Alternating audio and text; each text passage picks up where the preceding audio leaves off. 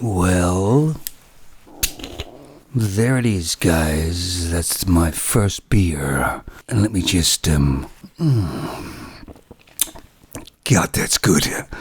Anyway, I'm going to bore you again with a couple of news stories I kind of found. And I'll put the links down below and you kind of let me know what you think. But here comes what I think. Well, okay, so most people who look adult act adult. Well, most men do. Femons it's a bit tricky for them. But there's this 47-year-old mother and a 17-year-old daughter who walked into Asda with a cat hanging out of her bag. Now, all us grown-ups know you don't take animals into a grocery store because of probably hygiene, wouldn't you think? But of course, this femon's only 47 years old, so she wouldn't know that, would she? Would she? Anyway, they were finally found out and asked to leave. But you see what this 47-year-old mother's doing? She's teaching her 17-year-old daughter how to be completely irresponsible, and that the laws don't actually apply to her or her daughter, because they're femons, of course. But as they were told to leave and everything, the daughter kind of had sort of a panic attack. She was very upset.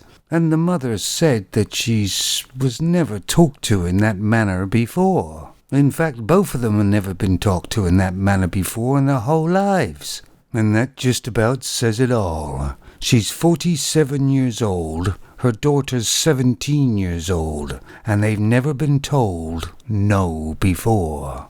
Kinda debunks the patriarchy and being victims, doesn't it?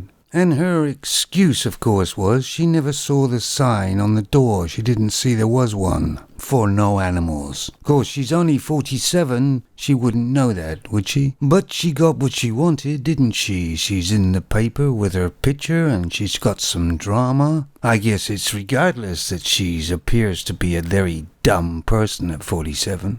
It's amazing what femons will do just to get their 5 minutes of attention. They may as well be both 17 years old.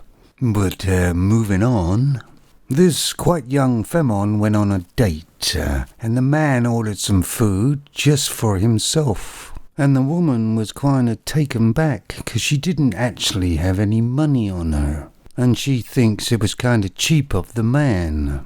But if you take a look at the picture of this femon who's getting attention, which is what she wants, she seems to have false eyelashes on, full makeup on, her hair done, but she doesn't seem to have any money for food. She obviously expected the man to pay. Well, I don't know, but here's a wake-up call, femons. Freeloading off the man is no longer accepted by the man. In other words, you can't have your cake and eat it too. So, femons, when you go on a date with a man, bring your own money. These femons' entitlement is just beyond belief, isn't it? They want all this equality, but only when it suits them. Oh, and by the way, take a look at this femon. She's kind of overdone it with the makeup, don't you think?